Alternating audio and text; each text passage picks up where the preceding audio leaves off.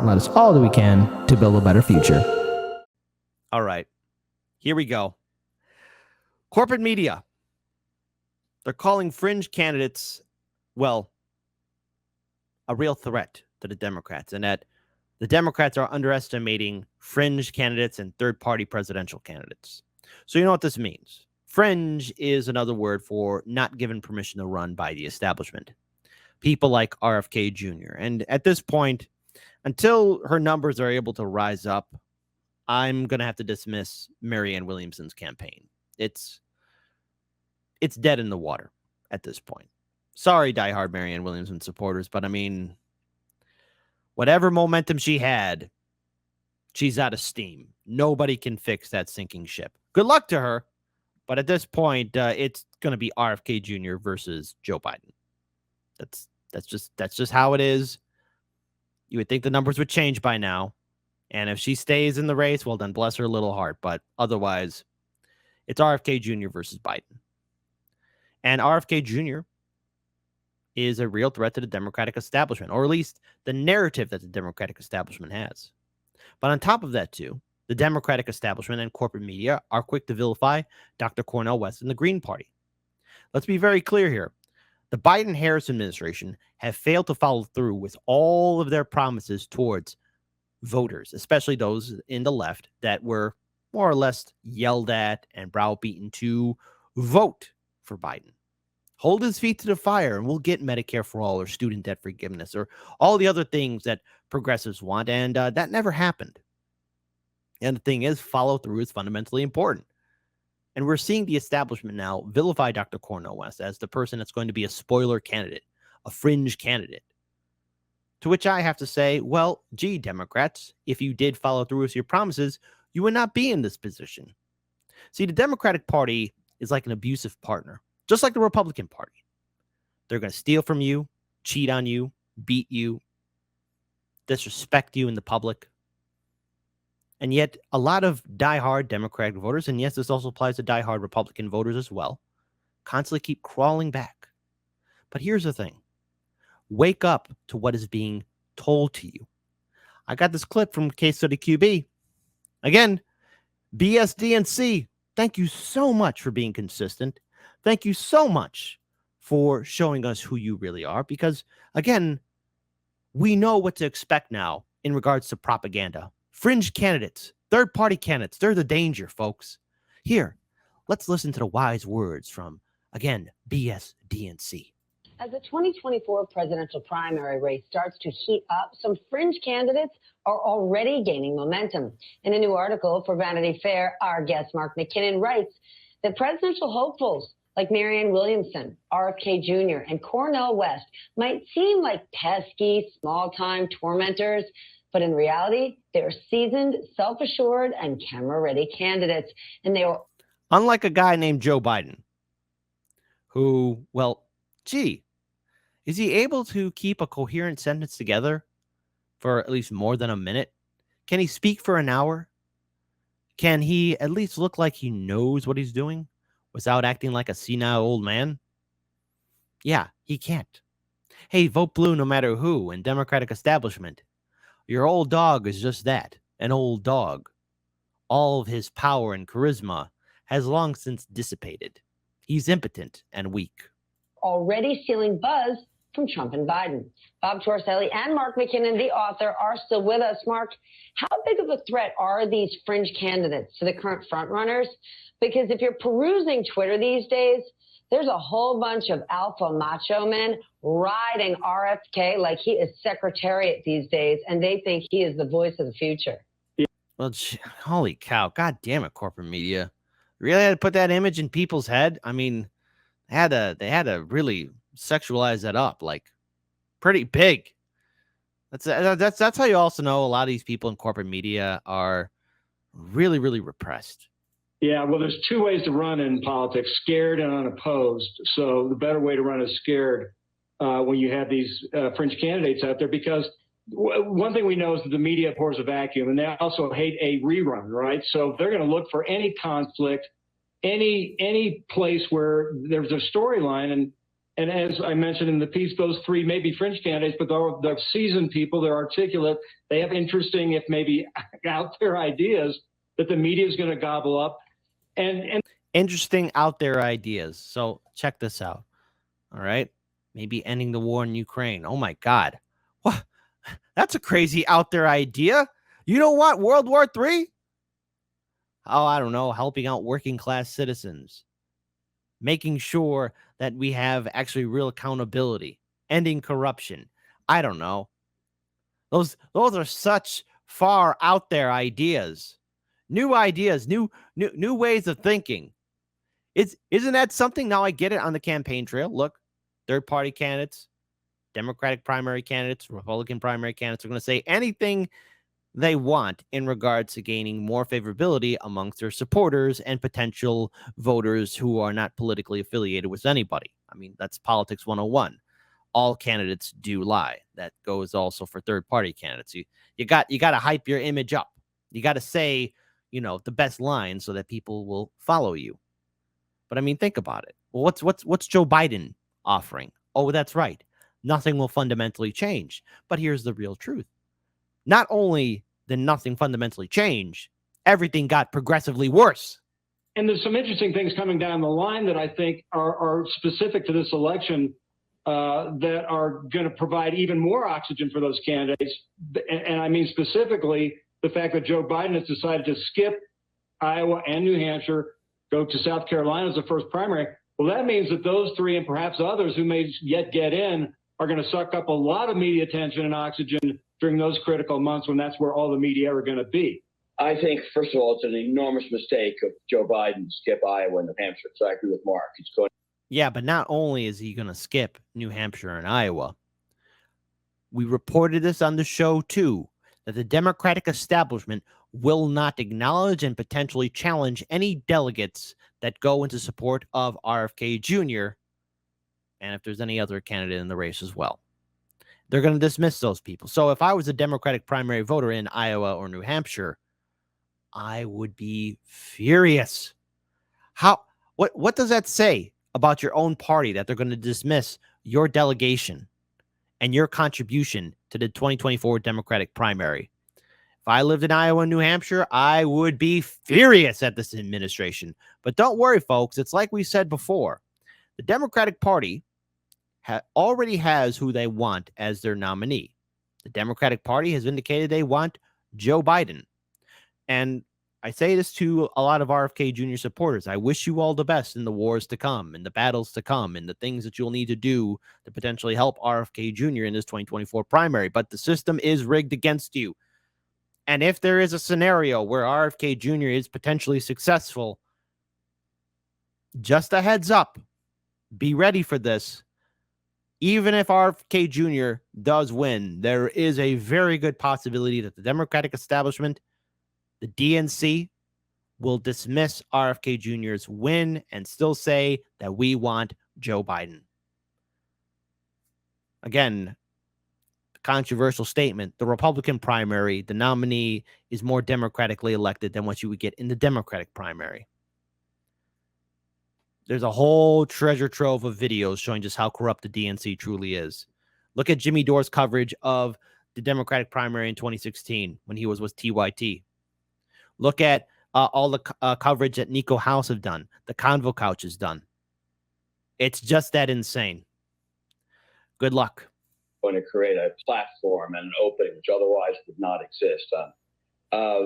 It may be that none of these candidates at the moment have enormous followings and seem like credible threats, but Pat Buchanan, after all, did get George W. elected, and Bill Clinton, Woodrow Wilson, a host of other people became president because of third-party candidates. I would take it seriously in the White House. Joe Biden is going to win or lose the presidency by 2 or 3 percentage points. Again, the vilification of third parties. To which I have to say to anyone who's going to be voting Green or Libertarian or somebody else, redouble your efforts, triple down your efforts in securing your candidate to be on the ballot and be on the debate stage. I'd even go a step further to Libertarians and Greens, work together to ensure that both parties are able to get on the ballot and making sure that the Democratic and Republican parties are halted at every attempt to try and dismiss the Libertarians and Greens from being on the ballot or being on the debate stage. And this goes for every single office that's up for grabs in the 2024 election cycle. You're going to have to fight. And you have to build infrastructure for your party. Now, again, personal biases should have been done in 2016.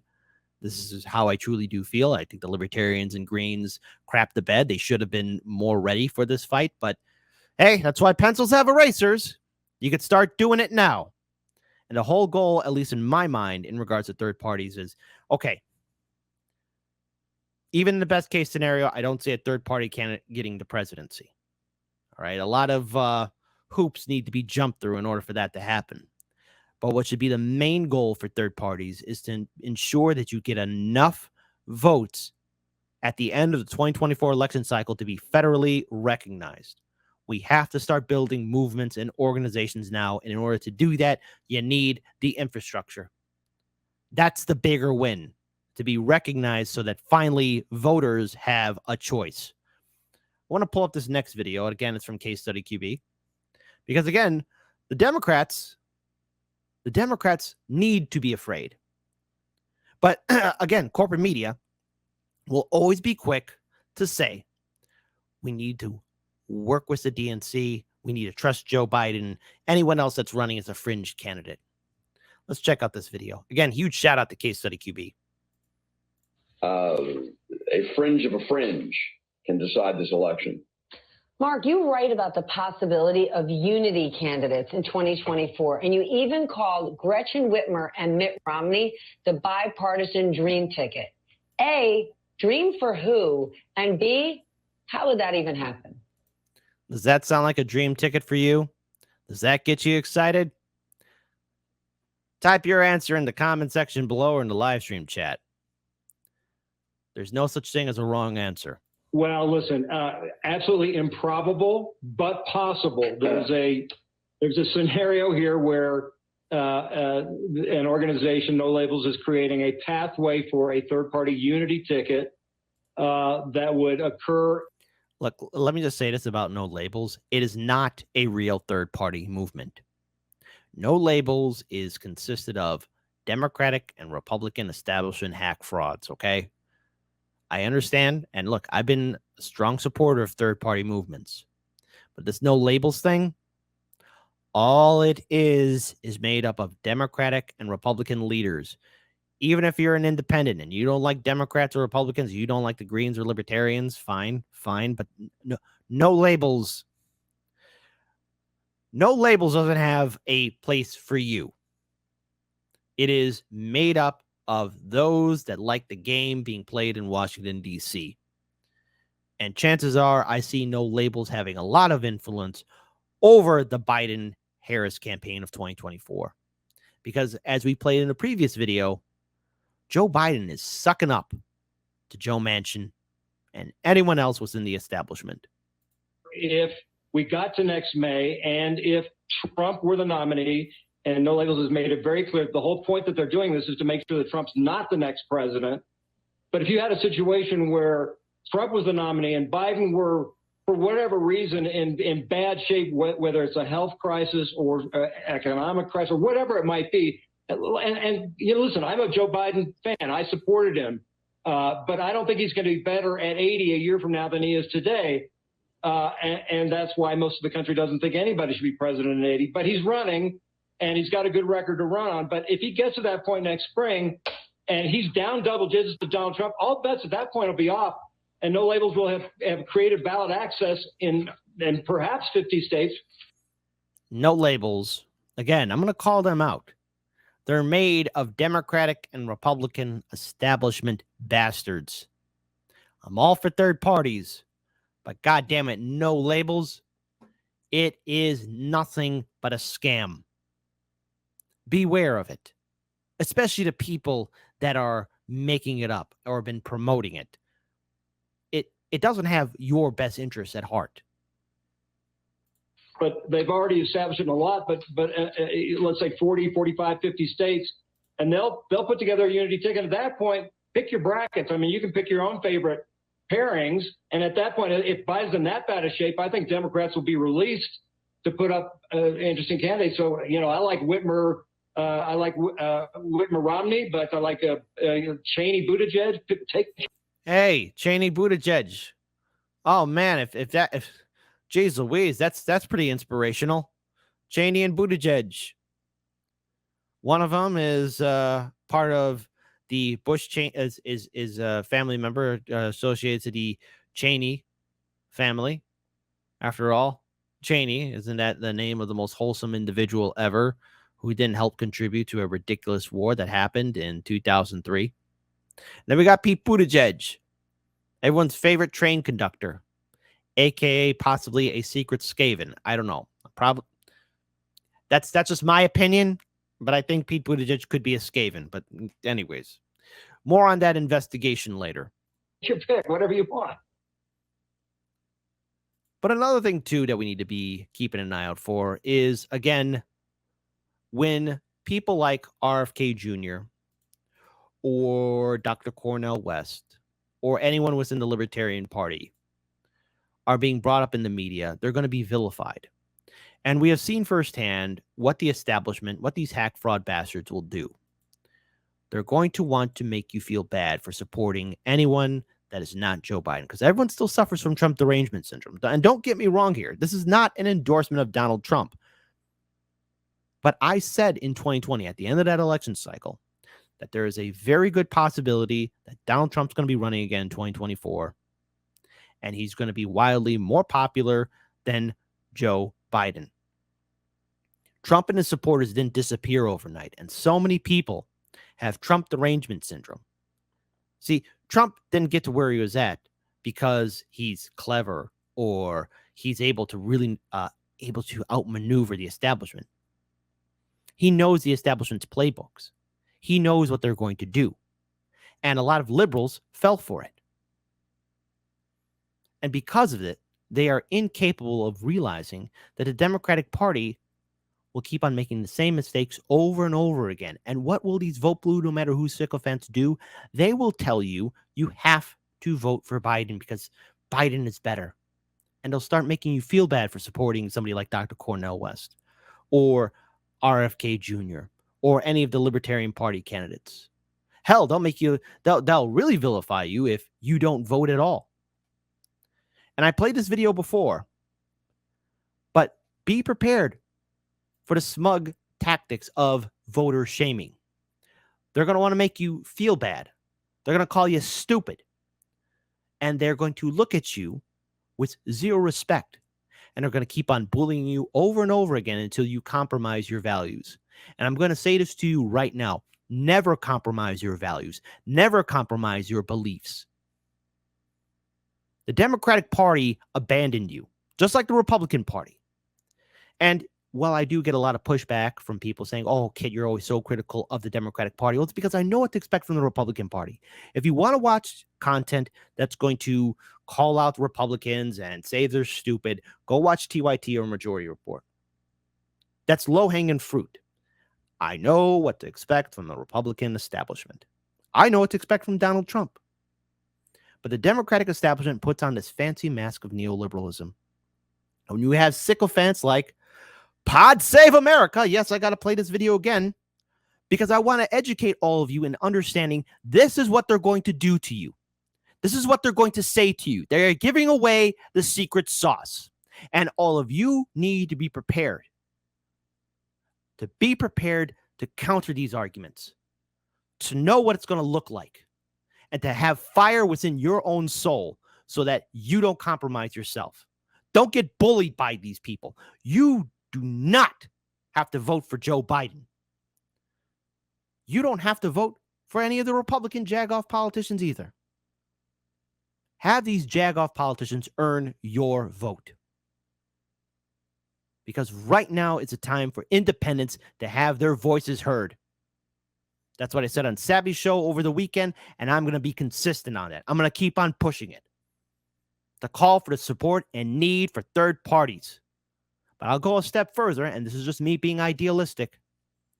I'm in full support of citizen ballot initiatives, for calling for the absolute abolishment of political parties. It's long overdue we have that conversation. But in order to get there, we need to start breaking apart the two-party system. So here, this is the video. This is what they're going to say to you. Be ready for the smug attacks. If the people who voted for Jill Stein, just Jill Stein, in Michigan, Wisconsin, and Pennsylvania had voted for Hillary instead, Donald Trump would have never become president. That's it. Look, oh, look at that. That's it. That's it. Donald Trump would never be president. That's it. That's what they're going to be doing. That's what they're going to be saying to you. Right? And so, I'm sure there's a lot of Cornel West fans out there. You live in a swing state, you vote for Cornel West, you're helping Trump become president. That's it. That's it. That's it. Oh, you're not supporting Biden? You're helping Trump? That's it. That's it. That's all you got, boyo? That's all what you got, home slice? Fine. I'm still going to vote independent third party. What you going to do about it? Say that I'm a troublemaker? A bad guy? Newsflash, I'm on my villain arc. I'm more than happy to be your Huckleberry. And you can say, oh, well, it's Joe Biden's fault he did this or that. No. It's your decision. You get to decide whether you want to help Donald Trump become president or you don't. And if you want to help him, then you should vote for Cornel West, or you should vote for Joe Manchin and his no labels ticket, or you can vote for, RFK Jr. if he decides to run third party. But if you don't want to help Trump become president, you got to vote for Joe Biden. If you don't want Trump, you got to vote for Joe Biden. That's it. What's Joe Biden going to do? He's not Trump. Is he going to make my life better? Biden? He's not Trump. Will Biden give a bailout to the American people? He's not Trump. That's all they got. He's not Trump. He's not Trump. He's not Trump. Trump lives rent-free in these people's head. The reason why Donald Trump is so popular, the reason why he has so much power, is because people like this have convinced a lot of scared individuals in this country that Trump is Hitler 2.0. That Trump is worse than Hitler. Look, Donald Trump is the last person who I want to be president, right? I didn't want him in 2016. I didn't want to see him get reelected in 2020. Hell, I'm surprised he's still around, but I'm not, because, of course, this is Donald Trump who we're talking about. But, you guys keep saying that he's the next big bad guy. And all the while, when they keep on making these dumb statements, you're saying that he's worse than Hitler. So, in other words, when you say that he's worse than Hitler, that means Trump is a greater threat and a greater evil than Hitler. So you're saying Hitler wasn't all that bad, liberals? Is that what you're saying? Because my brain is putting that together, and I'm thinking, wait a minute. Hitler is the overall definition of the bad guy, the evil bad guy, right? Right? If we're using liberal logic, I know, don't try and use liberal logic too much because it'll hurt your brain cells. That's all what these people have. Pod Save America, TYT. You got to vote for Democrats. You got to vote for Biden because Biden is not Trump and Democrats are better than Republicans. What? Just going to say this again. Hey, liberals, activists, I'm going to keep on bringing this up over and over again, but I remember you people saying you were going to clog the streets if Roe v. Wade was ever overturned, that you're going to make sure your voices are heard, and that women will be protected. And how did Roe v. Wade die? Whose administration? Oh, that's right. A Democratic administration. And did you guys protest or clog the streets? Oh, I can't see you. Huh. Guys, this is breaking news. I can't hear them either. That's it. Very That's simple. it. Now, I think messaging to voters who might actually make this decision is probably a little different, I would say, because No, chastising works. Chastising works, which again, you give them the middle finger. And they laugh at it because they do this. I think you need to explain why these candidates would not be good candidates for president. I really do, because I think we could get tripped up in that, because I think if you are one of these voters and you hear a bunch of people yelling at you to vote for Joe Biden and because you have to, I don't think it's going to be very effective. And I think you have to say why RFK Jr. is not a good choice. Why Cornel West is not a good choice. Why Joe Manchin, or whoever it may be, is not a good choice. So that is something that I think Democrats are going to have to figure out in the next year. So what I want to say to people like Pod Save America and corporate media, I want to say RFK Jr. is a fringe candidate, that Dr. Cornel West is a fringe candidate, that libertarians are a fringe candidate. I won't include No Labels because No Labels is a corporate neoliberal scam, because that's what it is. They keep on saying why RFK Jr. isn't good, or why Dr. Cornel West isn't good, or why the libertarians aren't good, why voting independent isn't good. My counter is, well, then what makes Joe Biden so superior? Why is Joe Biden better? No, seriously, why? What has he delivered on? How is Biden an improvement over the quote unquote fringe candidates like RFK Jr. or Dr. Cornel West? How is Biden a better person? Why should we follow Biden? And all what they're going to tell you is Trump. He's better than Trump. They won't be able to give you an answer without including Donald Trump's name. And look, maybe this will be a little homework assignment for all of you. Maybe have a polite conversation with a liberal, a diehard Biden supporter. And I'm willing to bet that they're going to be bringing up Trump's name. Trump will be part of that conversation about why Biden is better than the fringe candidates. So what I'm going to say to RFK Jr. supporters, good luck in the Democratic primary. Don't let these people tell you what to do. To my fellow Green Party supporters, and yes, Libertarian Party supporters, redouble your efforts. The establishment will not respect you, and you need to fight to make sure you are on the ballot and on the debate stage. You don't owe the DNC or anybody on social media a goddamn thing. Stay true to your convictions. Stay true to your beliefs. Stay true to your values. Keep your heads on a swivel and keep on fighting. Now more than ever, it's time for the voiceless to have a voice. Stand up against the establishment.